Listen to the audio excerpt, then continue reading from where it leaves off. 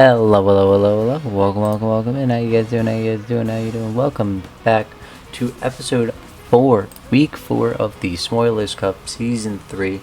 This one is gonna be a really fun one, I can tell, because we got some changing in the stands, dynasties being established, and winless teams winning this week. And you'll see that with our very first match, which is happening right now. Make sure to smash that like button down below and subscribe. Comment down below what your favorite match was this week and who you think is going to win it all. But alas, let's go to the first match between the two winless teams. Like I said in the intro here, we got our two winless teams here. The Brooklyn Rests are playing against Voyannt this week. Let's see how this one is going to shake out, as we see Square the lead off, and we see Marketable Plushie the Gengar. We see the Assurance going out with Gengar making the first move of the attack, but Aquajet is going to do very good against a frail Gengar like that. You see Bug Buzz going out here, Square going in for strong offense this week. Marketable Plushie is setting up the electric train, while Square is planning on staying here for a long time, getting that synthesis up. Machagacha though is going to be healing up Marketable Plushie. Psyblade though takes it out, Square getting its first kill of the season, while sadly being disabled. We do see Grimmsnarl come out here. Grimmsnarl being one of the Rest's main Pokemon, actually being drafted normally. However, it was the first round pick of Voyannt, so alas, that didn't work out well for them. It seems that Smoiler, the coach down there, not related to me, seemed to be electing to keep Square in, just letting it go down valiantly. See if we can get a clean switch into whatever it wants, which is Sluggy. Trying to stop and see if there's any Prankster here, which it is. Scowl here really cannot do anything now that Sluggy's in this battle, because this Grimmsnarl has the ability Prankster, which allows any Pokemon to use a status move first. Very good if you're in a Metronome League, which Metronome is a status move in the game. But now here Waterfall comes out, the Chinese fan, while Sluggy begins to set up, going for the Psychic. But alas, since Prankster, there's one quick thing about Prankster. You need to have, if there is a dark type on the field, or if there's a dark type like going up against a Pokemon with that, then it won't do anything. Prankster just does not work. And so that's why I believe the coach decided to draft a dark type so early. One of the reasons why actually Mighty elected to give its Sableye another ability instead of it. We do see here Orange-Eyed Man is at a very low amount of HP right now, and very low speed, as we do see Sluggy take it out. Sluggy getting another kill this. Now we do see Huo come in here. We do have the family matchup, brother and sister, Huo versus Umbrella. You know, one was maybe born from a different Slowbro, but you know, it's fine. We love families here. We do see Blaze Kick coming out for the Umbrella, not doing much, but it is burning Huo. Well, really, Huo just got really angry, and I guess brought back out Chinese fan. Do you see the Giga Drain come off, being a very powerful hit? If Weavile had more special type, that probably might have killed, but Alluring Voice. Very good move by Huo here. And Chinese fan basically on its last turn, getting a Leech Seed off, never mind, it might be able to live. But no flip turn from Huo is allowed to switch into Brady for free. Do you see Scowl here? Do you see Brady? Smoiler really wanted Brady to get a lot more kills this season, as it gets its first one actually here. We do see the Brooklyn Rest finally having a dominating win here. Even though it's not one yet though. Bouquet Pen or the other one, or the Umbrella Neck, could eventually possibly get a win. Solar Blade coming out here. Brady's recharging, as we do see a Smog coming out, but since Brady's a Steel type, it is going to do nothing. Lava Plume, bring it down to around 24%. Solar Beam again, getting both solar moves from the grass Pokemon that isn't grass type. Now Brady being dropped down to 61%. Is it going to be able to get the kill? Now it gets Flower Rail for some reason. Do you see a Psych up here that doesn't do anything, and Brady picks up 2 kills. Now we do see Umbrella Neck, the last Pokemon to come out, thanks to Regenerator, now back to full HP. And Spirit Jackal brings it down to basically nothing. Side Strike comes out, bringing Brady down to 13%. But is Magnum Storm going to be enough? No, it might be. Present brings Brady down to 1 HP. Umbrella Neck at 5. and Sphere takes it out. Brady with 3 kills this game. A dominating 5-0 victory for the Brooklyn Rest, gaining them their first win and leaving Voyannt sadly as the one undefeated or one winless team. But that's this match. And now let's go back to our next match between Pallet Punks and Grimlight. And now we see our mid-table game between the Pallet Punks and Grimlight. This one's going to be an exciting one. Obviously Zero coming out here with a ginormous victory against another really good team against Mighty. But here we see Cal here, one of the bright new rookies of the league. But here we can't see anything without the game starting, so let's just see how this game's going to go. We do have a free agency pickup from the Pallet Punks, picking up Moxie, the Kecleon, after the loss they suffered in week 2. They decided to pick up Kecleon here. See how Kecleon's going to be able to do. Trying to land a finisher first thing. As we do see Pickles did give a report here. As we do see the alarm voice off. Let me see if I can find that report for y'all. It said that they decided to pick it up for Swag. As Swag was being a little bit odd. Now Pickles being the bench warmer Pokemon from the Punks here. You know? So so the fact that they're bench warmer means they've been able to go around the league and find out any new surprising motives like Swag's like and feelings. As we do see Pickles might in fact be in the running for a job in this league. We could always use some kind of Adam Schefter or Ian Rappaport if you're a fan of sports. Super fan coming off from Zeus here. See, no Pokemon's dead yet, but the Cupcake is very low, and Infestation means it cannot switch out. Do you see a Bullet Seed come off, hit all 5 times. Stuffed Cheeks eats its Lepa Bear. Zeus is now on a timer. It only has 16 more PP. Even less, but Omen switches in and does take out Cupcake while also setting up Stealth Rocks at the same time. I love Stone Axe. It's one of my new favorite moves, especially thanks to Pokerogue. Oh my god, I love Pokerogue. I have a I have a Spidops that sets up Stealth Rocks. And we do see Omen set up a substitute, something that is honestly really underrated in this league. Since you can't pick what move you're going to use, you don't know if you're actually going to get an attack or not. So the fact that having sub there, and like some attacks might not even go through, like break the sub. Oh, never mind, Omen killed itself. Do you see Kecleon come out here though, coming out back up to full HP thanks to that Healing Wish. Probably the best self-KOing move you could have gotten there.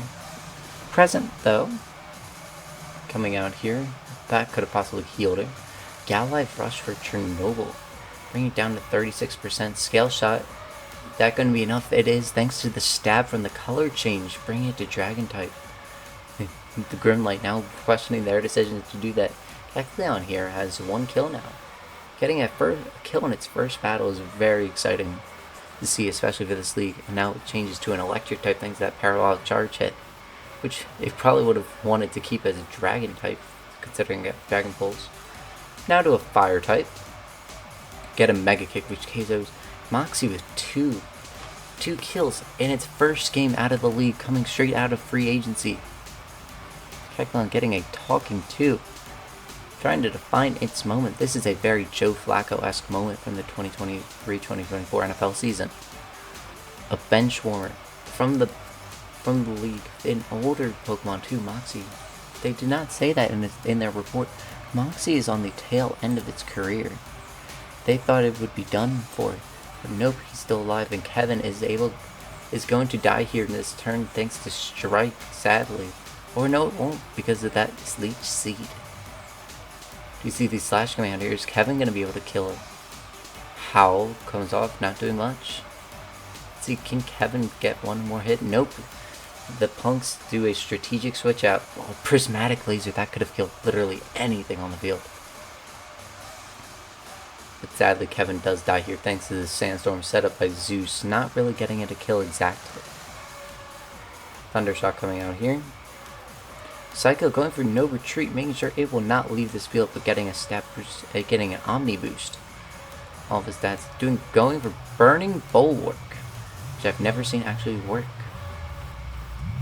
Zooks tried to set up a substitute, but it did not work. Psycho picking up a kill. We do see Monkey Dory come out here. Gecko going for the Night Days, trying to lower that special attack down, and getting the Toxic Poison thanks to its ability, Toxic Chain. Really fun abilities the monkeys have from the what's it, Kitakami. Psycho picking up 2 kills here with Hyper Beam. That must recharge while Surge, this Toxicity, gets an attack boost. You see Razor Leaf, thanks to the attack boost, doing a lot of damage, KOing. That now can we see Lucifer try to do something here. Make something out of nothing. Roar time. Making have to. Oh my god, this battle is coming down to the wire. Smoke Screen, making sure Lucifer can really not hit any attack that goes for, even though it goes for Shadow Claw. Hits, deals 42% damage. Dark Void, you cannot use Dark Void unless you are Dark High, thanks to Smeargle. And see, Triple Dive gets very close, but does not take it out. As we see Surge go for no retreat, even though it is on 40%. Gets a Calm Mind up, it has so many stat boosts, holy. Slam misses thanks to those accuracy and evasion boosts. Miss Ball does take it out. Surge with a stellar performance here. Obviously showing why it is the mascot of the Pallet Town Punks. But that is it. This is now the final battle of week 4. As we see the Mighty go up against the Mad Hatters. And now we have the final match of week 4. We have Mighty taking on the Mad Hatters. Mad Hatters obviously having the first overall pick. Holy. Here we go. First body immediately activating Bayonet, making sure Cheshire cannot do anything except struggle. Oh, struggle can hit ghost types, something I did not know originally. So do you see the strategic switch to avoid this Shadow Force, which does a lot of damage. Bayonet, an underrated Pokemon normally, is actually a very good Pokemon thanks to the Curse Body ability and ghost typing, as Bayonet does take out the Alcremie. Cheshire comes in now not being disabled. Gets the Toxic Threat off. Poison is enough to take down Bayonet. Cheshire gets 1 kill. Do you see the Slow King come down here? All the nicknames are gone. Mighty Fumes, sadly, not here. Cheshire does get the Dark Pulse off. And I see Dormouse. Dormouse? I don't know how you pronounce it. Spirit Shackle, that is going to make sure that cannot leave. But Slow King also not really doing very well, having to be disabled. Do you see the struggle come out here? You see Hatterene switch in here. Slow King still being disabled, but does switch out into the Annihilate. Ooh. Focus Blast missing. That would have done not many damage at all. Lunar Dance, though, it did kill itself. Okay. So we do see the Hatters go down to a 5-3 deficit here. Sucker Punch not doing anything because these are all status moves. Struggling. Obviously, these are the 2 most ghost types I believe drafted by any team. Obviously, Poltergeist being Poltergeist? No, that's not. Poltegeist being the first overall draft pick of the league this year. You see it is on 3 HP and is able to take out that March Hare, making an MVP of the week kind of play here. Is it going to be able to get 1 more kill before it goes down? Yes, it might be able to here. Sand Attack and miss on the Dusknoir. But we do see Sledge Bomb sadly take it out. Dusknoir gaining a kill here. Dormuse getting the Lunar Dance healing. Now gets a Dragon Dance off. As you do see Dusknoir trying to get a critical hit ratio up. Do you see Dormuse go for Head Smash now, but Beat Up is going to do a lot of damage. Beat Up being a move that hits the opponent every single time for however many party members the user has. Do you see here Dumb tracing that pressure, which might be a useless ability outside of Metronome, but here considering there's a limited amount of moves that you can use, is a very valuable ability to have, and a very good one to trace or numb. Getting the defense drop. Obviously it cannot switch, so it cannot. There's no way of getting rid of those without haste. It's easy to glare, getting the paralysis now, making it slower than any Pokemon out there. Sky attack being harsh. And we do see, does that take it out? It does. The Mighty takes a very commanding victory over the Hatters, now joining a 1-3 record with the rests now. But alas, those are all the matches. Now let's go back to the booth and see what our standings and MVPs look like for Week 4 of the Smoilers Cup Season 3. Welcome back from the booth. Here we are. Here we doing the thing. We do see here some standings. We see big numbers in that point differential, mainly looking at Punk's 3-1 plus 10 point differential, having the best point differential, while sadly Voyannt minus 12 has the worst point differential in the entire league. But that still does not stop our standings from changing. Here we do have Food at once 3-0, even though they didn't play, they still remain on top of the hill, claiming that first round bye pretty much. With plus 6 point differential. Then we have the aforementioned Pallet Punks 3-1 plus 10. We do see Mighty 3-1 plus 5.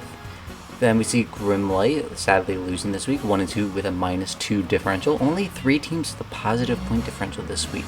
This by this time of the league is actually kind of insane. Then we do have the Mad Hatters losing this week 1-2 with a minus 5 differential. Then we do see the rests come back from being last 1-3 with a minus 2 differential, as you do see Voyannt in last 0-3, still winless with minus 12 point differential. Moving into the MVPs of the week, we do have Brady at 1, scoring 3 kills in the rest's first win, gets an MVP of the week. With March Hare coming in second, even though they still lost, March Hare still has managed to pick up some really good kills, and honorable mention also goes to Psycho on the same team with Cliff Fable, picking up also a lot of kills. But still, Surge made it in as well, scoring, getting all those stat boosts and was able to finish out Grimlight at the end. Still gave it a shot at 3rd place in the MVP voting. But that is going to be it for this week. Make sure you like and subscribe so you don't miss Week 5. You see all the rosters are officially finalized except for free agent acquisitions. So we are basically halfway done the season. Hopefully we do get to see some other fun things, maybe like an all-star break, maybe something else, who knows. But that's going to be it. Thank you guys so much for watching. Comment down below who your favorite team is and who you want to win. But that's going to be it from me in the booth. Thank you guys so much for watching. And adios, a freaking amigos.